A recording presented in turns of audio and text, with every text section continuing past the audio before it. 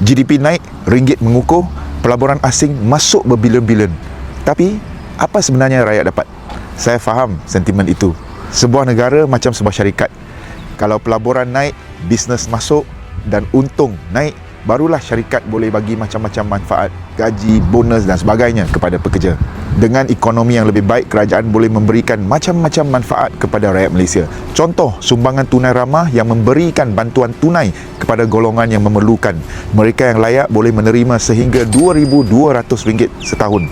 Sumbangan asas ramah ataupun SARA, di mana penerima akan dapat RM100 melalui MyKad untuk membeli barang-barang keperluan asas. Pada tahun 2026 sahaja, kerajaan Madani telah memperuntukkan RM15 bilion untuk membantu 22 juta rakyat Malaysia di bawah program STR dan program SARA.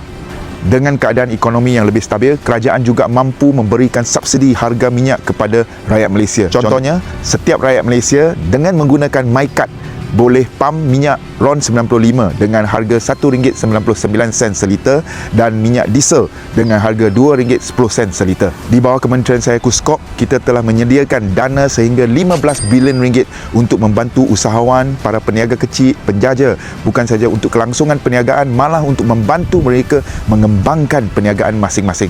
Setakat 6 bulan pertama tahun ini, kita telah berjaya menyalurkan RM7 bilion kepada lebih 213,000 orang usahawan rakyat Malaysia. Justru, kerajaan harus pandai menguruskan ekonomi.